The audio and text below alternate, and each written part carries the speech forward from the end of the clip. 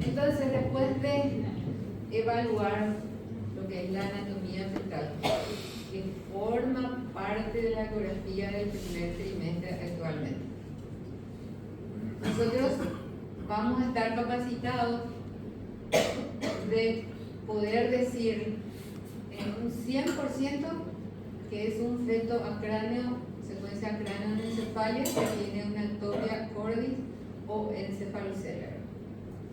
Y todo esto en menor porcentaje, pero cada vez es más la posibilidad de hacer el diagnóstico de todo esto. Sin embargo, no podemos hacer el diagnóstico en este tiempo de una agenesia del cuerpo calloso, de una estrofia vesical, atresia duodenal, un secuestro pulmonar extralobar, por ejemplo, ¿verdad?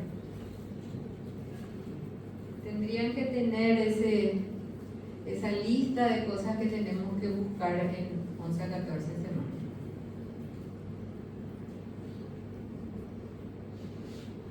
Forma también parte del esquema de ISUOC que tenemos que evaluar, y es un buen tiempo también para evaluar la implantación de la placenta. Que no vamos a decir placenta previa, nada de eso, porque el diagnóstico se hace mucho más tardío. Sobre todo es muy importante cuando hay cicatriz de cesáreas anteriores. Y ahí sí es importante y tenemos que informar si cubre o no cubre esa cicatriz. Medir el espesor. ¿Dónde vamos a medir el espesor de la placenta?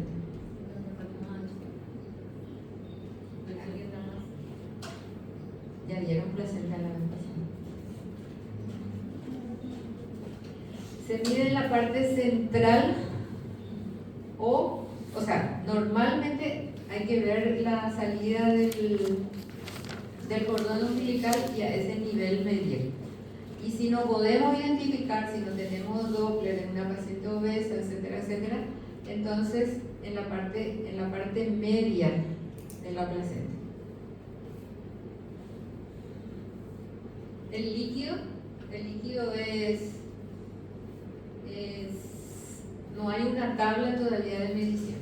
Generalmente hay más líquido que feto en este tiempo y no hay que desesperarse por eso. O sea, es subjetiva la evaluación del líquido.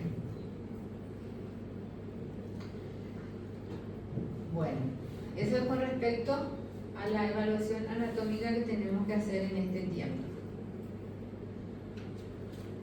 Con respecto al screening que tenemos que hacer, screening, cribado, tamizaje, que se hace en este tiempo, esto es un test que se le ofrece a todas las personas que aparentemente no tienen una enfermedad, ¿verdad?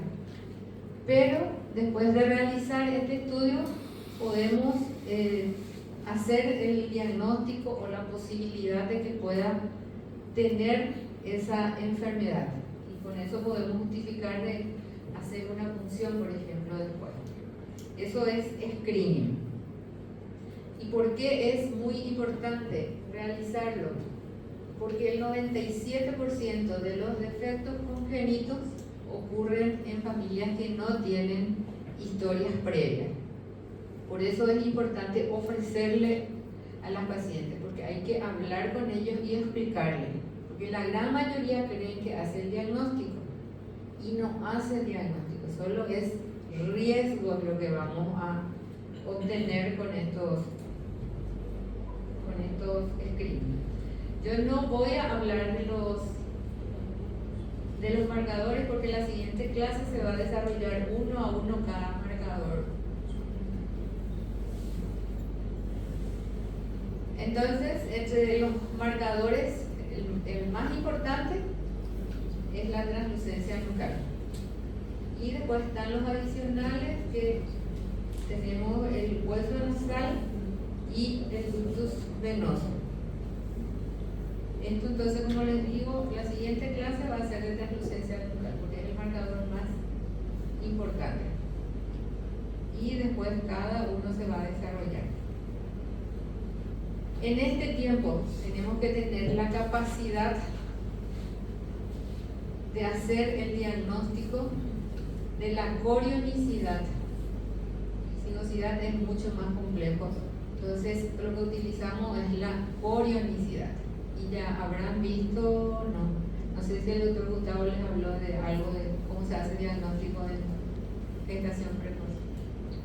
También hay una clase de embarazo gemelar. No se preocupen porque no vamos a tocar ahora embarazo gemelar. Pero tenemos que tener la capacidad de determinar la corionicidad, porque ahí es esto, los monocoriales son los que nos pueden complicar. Entonces por eso es muy importante determinar ya en este tiempo, porque sabemos si es un monocorial, hacemos el diagnóstico, el seguimiento va a ser de 16 semanas a 15 días. Si es un bicorial, pasa a un mes. Si es un monocorial, pues tengo que pensar en las probables complicaciones. Entonces ya voy a ir buscando cómo está el líquido, cómo está la vejiga, etcétera, etcétera. Y la sensibilidad diagnóstica es mucho mayor en el primer trimestre. A medida que avanza la gestación, se va complicando el diagnóstico. Tenemos dos signos que podemos ver en este tiempo y que nos ayuda para el diagnóstico, que es este signo que se llama signo lambda, que es como un triangulito ahí, donde hay una entrada de la masa placentaria entre las membranas. Ese nos habla de que es un bicorial.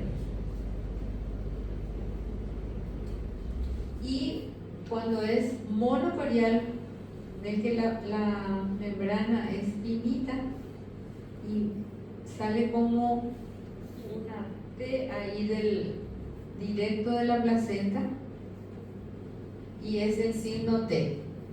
Entonces eso nos habla de monocorial. Y después ya viene la clasificación otra vez del monocorial, monoamniótico, monoamniótico, etcétera. Bien, otro screening que se hace en este tiempo es el de evaluar si esa paciente puede presentar más adelante preeclampsia o restricción de crecimiento. ¿Y cómo se hace eso? Estudiando las arterias uterinas con el Doppler. También hay clase específica para Doppler. Algunos yo sé que ya saben hacer Doppler acá, que ya hacen. Y es fácil de hacer una vez que obtenemos, nos ayudan mucho las calculadoras. Hay calculadoras del Medicina Fetal de Barcelona y también el de Barcelona actualmente se paga. Pero el que es de Fetal Medicine Foundation es gratis. O sea, uno puede meter dentro de la calculadora y te hace ya el cálculo. En el caso de embarazo gemelar también, uno puede meter todos los datos que encuentra y te dice es este tipo de corionicidad y esto es lo que tienen que hacer. O sea, ustedes tienen todo. Sí. Por último,